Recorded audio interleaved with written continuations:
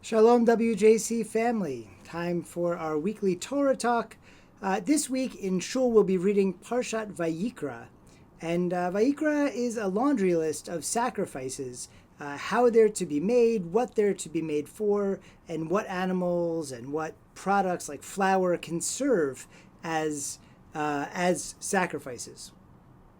I wanted to focus in today on one particular concept that we read at the beginning of the parsha,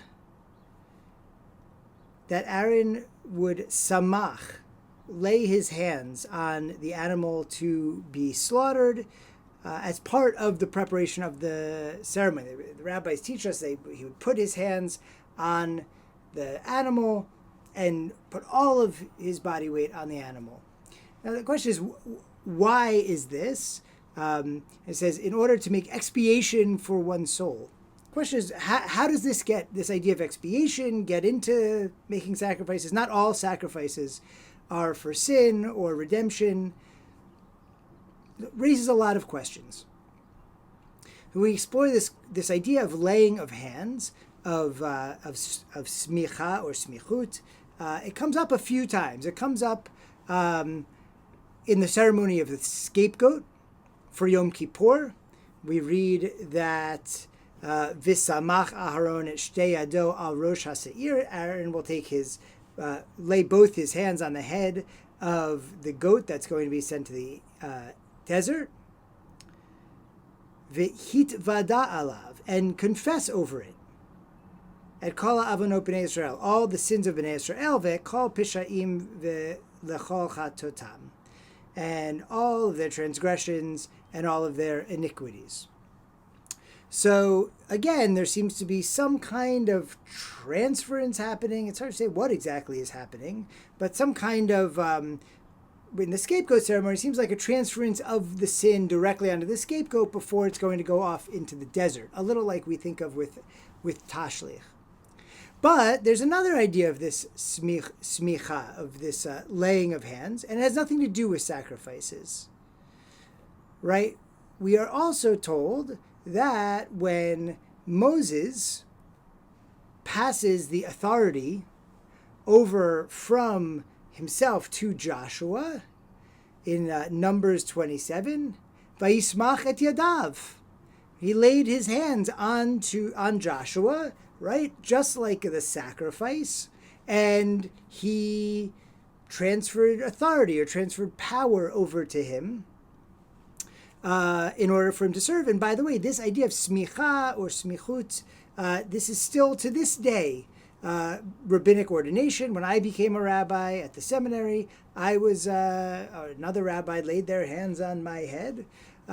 So there's another use of it. So maybe it's not transference of sin, maybe it's transference of authority. Maybe in these hands, in the touch, there is a transference of something. One more element of this, when we bless our children in Judaism, we place our hands on their heads. Like on Friday nights when we say, Yivarechecha Adonai v'yishmerecha, and so on.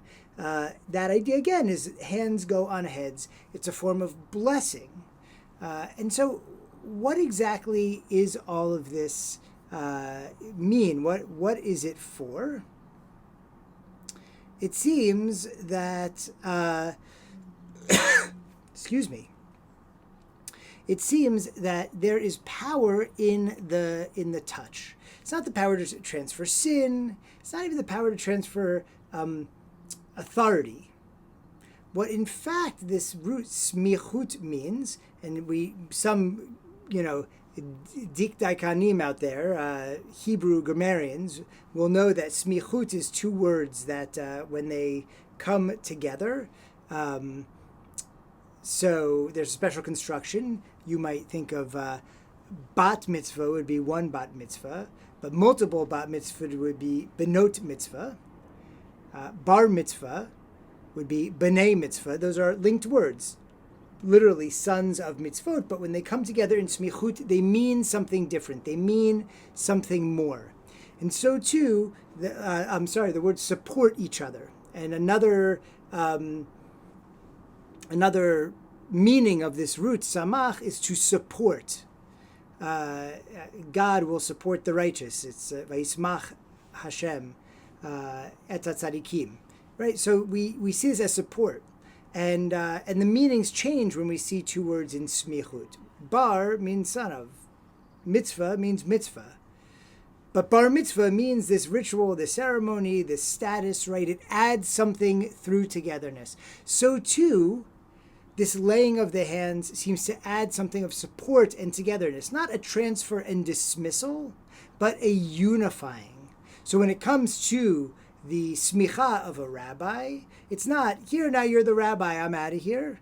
Even Moshe for Joshua, it is, you are now part of this system of serving God and serving the Jewish people, and I will support you and you will support me, and as a sect of rabbis, we support each other.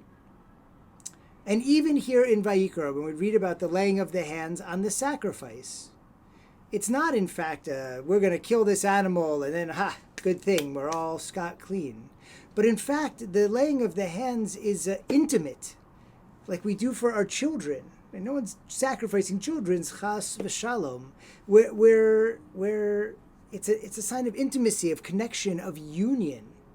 That in you we place our hopes and we will support you, and ultimately your sacrifice will be our sacrifice. That there's something that we are losing through this idea of sacrifice. I know animal sacrifice, it sounds ancient and old and carnal, and I'm not suggesting we should go back to it. However, this idea of deep-rooted connection and unity, smichut, in connecting with this animal, and so in connecting with God, I think that is a challenge for us, how to bring more of that into our lives. It starts with this touch on the head. It starts with this connection, this willingness to be in a supportive relationship, to be in a unified relationship, to understand the interdependence of two people, of people and a thing, of families.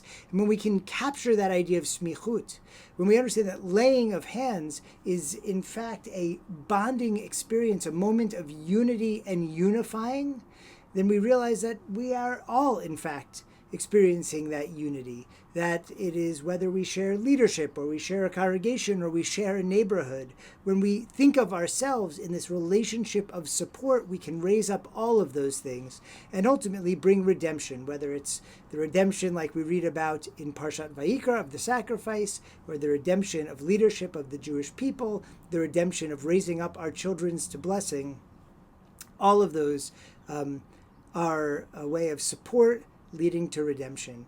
And may we all find only the positive in that, right? The sacrifice is because of sin. The scapegoat is because of sin.